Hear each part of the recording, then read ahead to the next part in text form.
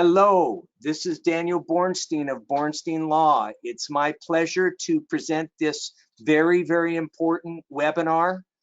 We are at the final point of potential light at the end of the tunnel. We are on the eve of the California state eviction moratorium expiring.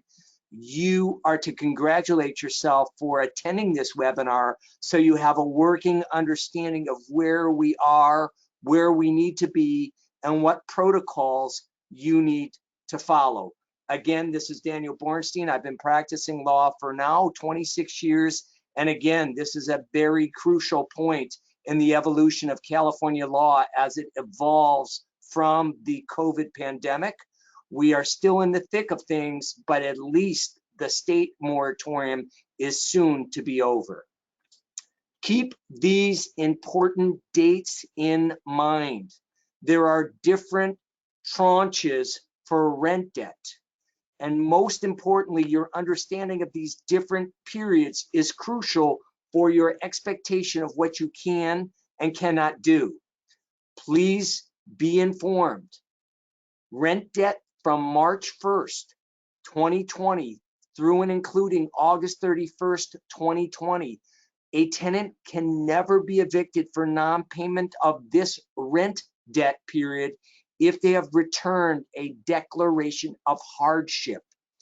Instead, this rent debt is converted to consumer debt and recoverable in civil courts, whether it's Superior Court or small claims court. Rent debt from September 1st, 2020 through and including September 30th, 2021, you can collect it with a 15-day notice to pay rent or quit, compliant with the rules of the COVID state legislation.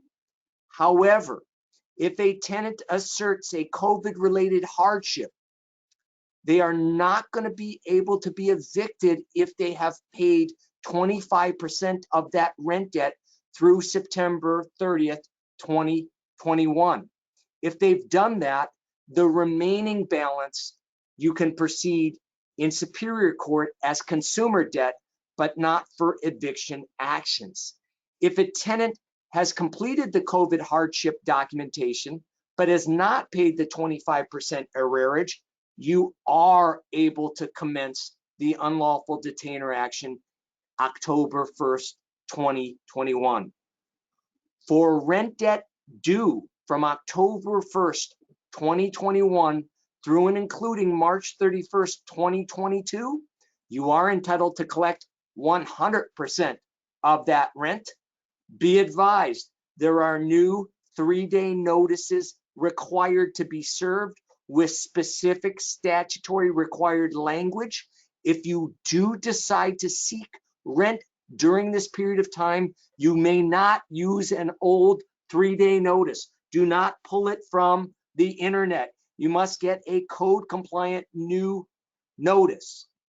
Commencing November 1st, 2021, landlords are entitled to seek COVID-related rent debt in civil courts for the purpose of recovering that debt, not for eviction purposes, but for purposes of collecting rent debt as consumer debt, small claims or Superior Court, and we'll touch upon that later in this webinar.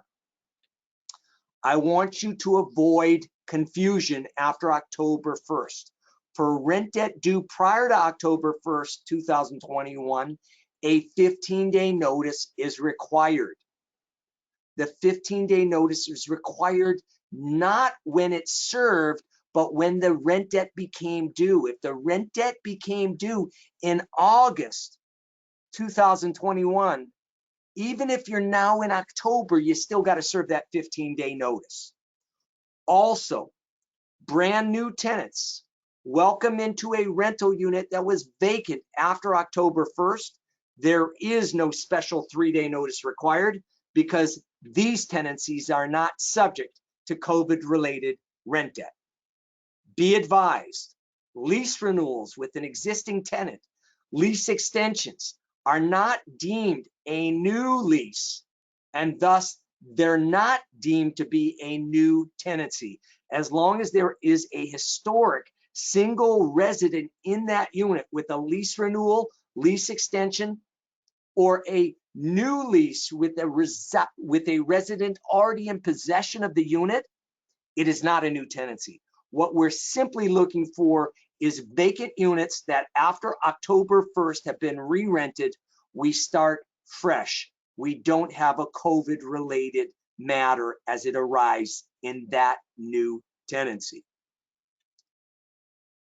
Please note, if a tenant has made one or more of the payments sought in your 15-day notice previously, from September 2020 through and including September 2021, and there's still a debt owed, you need to serve updated notices, an updated 15-day notice. And be advised, you may be able to have distinct notices for parking fees, pet rent, or utilities, but do not invent new charges for services, nor should you be asking a tenant to pay a higher amount of the charge. Recovery of lost rental income can only be made through legal, carefully prescribed means. Let me say that again. Recovery of lost rental income can only be made through legal, carefully prescribed means. Contact an attorney. I don't disagree. This stuff can be confusing and cumbersome. We are in a new world in California with all different types of iterations of notices to pay rent or quit. We have a standard 3-day. We have a COVID-related 3-day. We have 15-day notices to pay rent or quit. We have hardship documents. It's a lot of information for an individual to digest. Contact an attorney who can assist you in the proper preparation and service of these notices. Remember, September 30th is a crucial date. It also marks the end date for some types of residential property that had been protected under just cause eviction rules that after September 30th are no longer protected. In particular, single family homes, condominiums, newly constructed buildings, 15 years or less, will no longer fall under the statewide just cause eviction programs. There are protections. There are some caveats. Look at the exception. Generally speaking, a single family home and a condominium after September 30th are not subject to state just cause eviction rules. For many of my clients throughout California, I've been reiterating for this period of time, you're subject to just cause evictions. After October 1st, no longer. However, look at that last bullet point. Local ordinances may apply. If you have a property in San Francisco, if you have a property in Oakland, if you have a property in Berkeley, and it's a single family home, you may still be subject to the local just cause eviction rules. This overall page, PowerPoint slide, is for those single family homes, condominium units that are outside of local jurisdictional rules. But for those of you who have single family homes, condominium units in San Francisco, in Berkeley, in Oakland, you may still be subject to the local just cause eviction ordinance. Please, when in doubt, contact an attorney to make sure you understand the significance of whether you are still subject to a just cause eviction ordinance or not. October 1st, big date for many of you single family homeowners throughout California. I want you to understand that even though non-payment of rent eviction actions will be able to commence after September 30th, you need to recognize that the law requires you to apply for state rent relief. To perfect the right to evict for non-payment of rent, landlords must demonstrate to the court that they have sought government rental assistance, whether state rental assistance local rental assistance, or both. When COVID-related rent debt is pursued in civil courts, the court can reduce damages if the landlord refused to participate, funds were available, and the tenant was eligible for assistance. And interestingly, even after a judgment, a tenant can halt the imminent eviction by showing his or her application was approved and that funds will be forthcoming. So for many of you, you've got to recognize we're still in a state of transition. We are not in the world that we lived in pre-pandemic. Non-payment of rent evictions are still cumbersome, are still subject to extra statutory requirements. And I must emphasize, as I emphasize throughout this period of time, apply for state rent relief. If you can get it, wonderful. If you can't get it because a tenant is not being cooperative or a tenant doesn't meet the necessary criteria, you still need to document that you fully complied with your application process and the application was denied. This will set you up successfully for that eviction action for non-payment of rent in the courts post October 1st. Remember, some municipalities have different rules regarding local rent assistance programs or state programs. In San Francisco, we have both state and local programs. In Oakland, eligibility for both state and local programs. In Berkeley, eligibility for a local program. Fremont, eligibility for a local program. Alameda, only eligible for local programs. We've got to be careful about what we know and how we seek that rent relief to ensure that we are following the necessary protocol, because if you fail to follow the protocol, fail to seek local rent relief when it's available to you, it may be a defense to your future attempt to secure a judgment in a non-payment of rent eviction. A little tongue-in-cheek. It's been said that you can lead a horse to water, but you can't make it drink. What this analogy is I have many clients who have been beating their heads trying to get tenants to cooperate with the state rent relief program. Getting a tenant to apply, getting a tenant to provide the information is necessary. I want you to make sure you understand that you must show the court that you've applied for rental assistance unilaterally and the tenant failed to do their part or participate in or complete the application. After 20 days have passed without tenant cooperation, you have completed your obligation. There are nuances to this. Consult an attorney, but you do want to make sure you've applied for rent relief.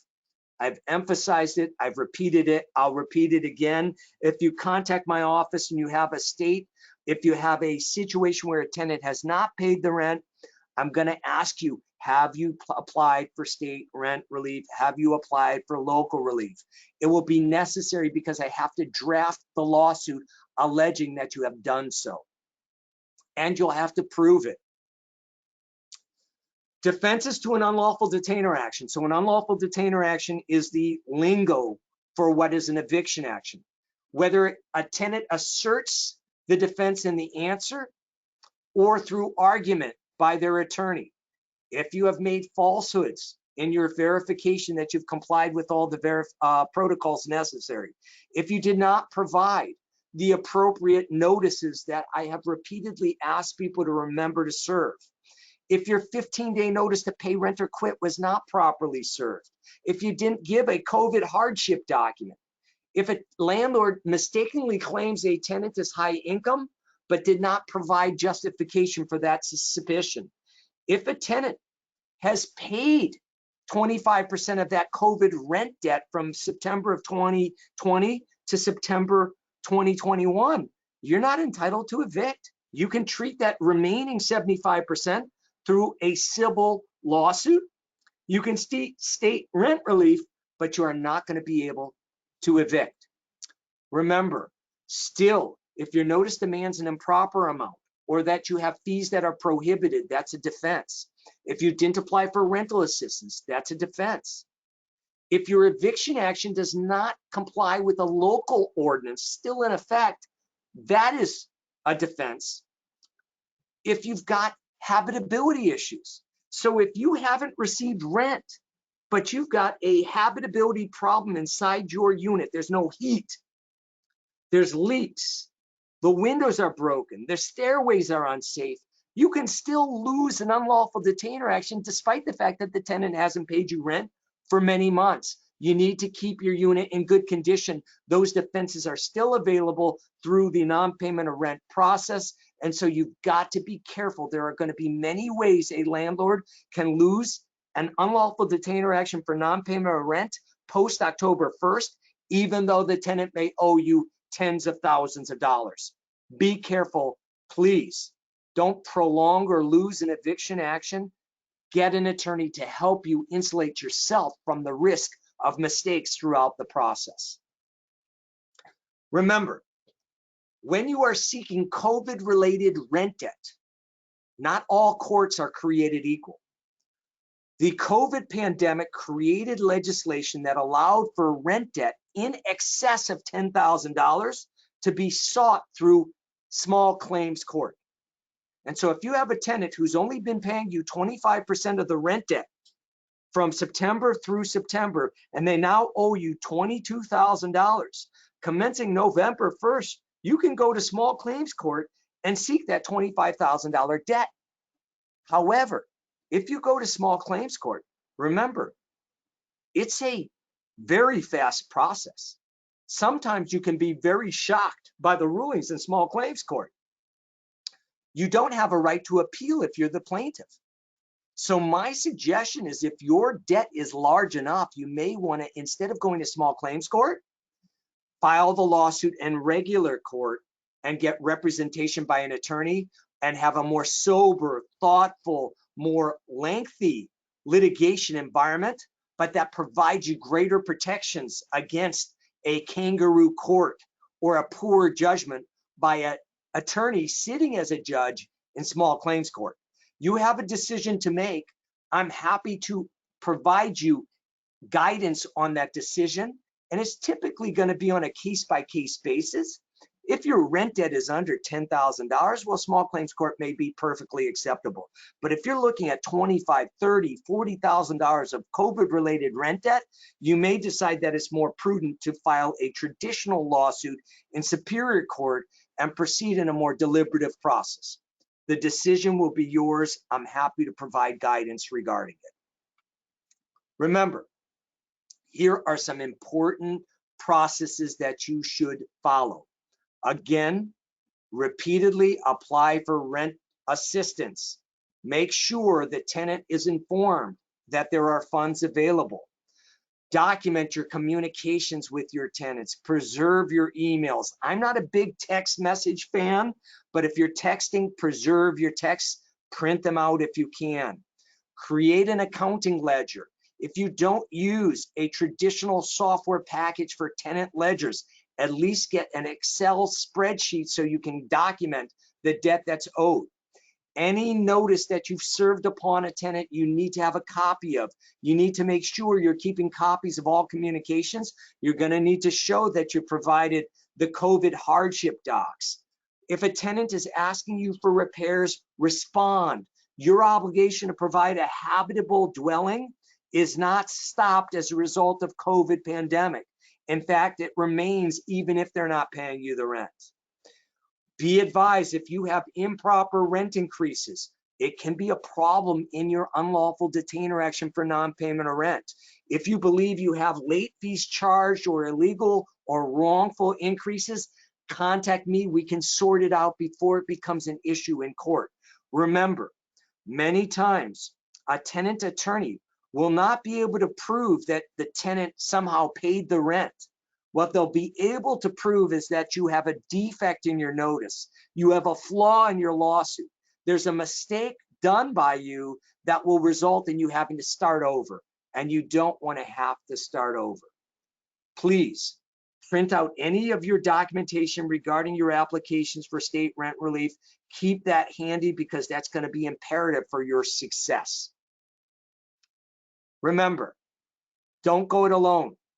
I've only provided you a cursory understanding of what's happening. There are many nuances. There are many exceptions. There are many issues that you need to be familiar with that you aren't going to be familiar with, especially the interrelationship between the state rent moratorium being over October 1st and your property in San Francisco, Oakland, or Berkeley may be subject to San Francisco, Oakland, or Berkeley just cause eviction rules, rent issues. And so please contact my office. I'm happy to assist. I don't have a monopoly on judgment. If we get into a situation where we need a third opinion, I'll give it to you. It's very, very tricky. Stay in touch. If you've got a question, email me. If I need to have a meeting, I'll ask you for a meeting.